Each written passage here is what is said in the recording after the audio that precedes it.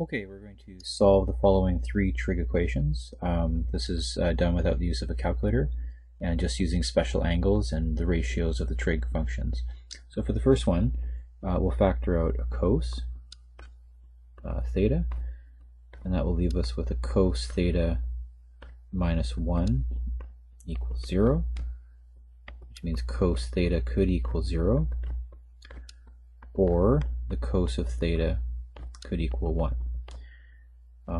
Now this ratio for cos is x over r, so we're looking for an x value of 0, which would be either here or here, so that would be 0, 1, or 0, negative 1, that's 90 degrees, it's 270 degrees, so the angle could be at 90, or it could be down at 270.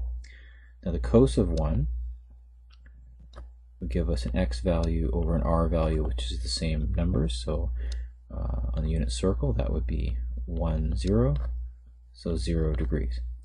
So for this question, theta could equal 0 degrees, 90 degrees, or 270 degrees. Question number 2, if we isolate the trig term, sine squared theta equals 3 over 4, and if we square root that, we get sine theta is equal to plus or minus the root of 3 over 2. Now sine is positive in quadrants 1 and also 2, but negative in quadrants 3 and quadrants 4. And we know that sine is the ratio of y over r, so this would be root 3 over 2, root 3 over 2, maybe negative root 3 over 2, negative root 3 over 2. Now the reference angle here is a 60-degree reference angle. So the first angle of theta could be in quadrant 1 at 60 degrees. The second angle of theta could be in quadrant number 2, and that would have a reference angle of 60. So we have 180 minus the reference angle of 60, giving us 120 degrees. Third angle, let's go over here, would be in the third quadrant, so that would be 180 degrees plus the reference angle of 60, giving us 240 degrees. And then finally the angle in quadrant number 4 would be 360 degrees, so that would be a full turn, minus the reference angle of 60, so that would be 300 degrees.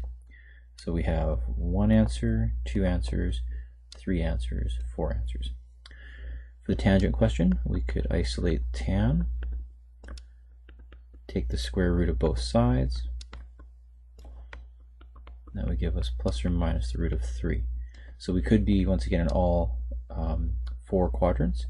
And now tan is the ratio of y over x, so that would place us in tangent being positive in quadrants 1 and quadrant 3, but negative in 4, and also, sorry, in 2 and 4. And this would be root 3 over 2, root 3 over 1, root 3 over 1, and then negative root 3, and then negative root 3, which is the same picture as over here. So that would be 90, 180, 270, and 360. So the angles would be the same because the reference angle is also 60. So theta 1 would be 60, theta 2 would be 120, theta 3 would be 240, and then theta 4 would be 300 degrees.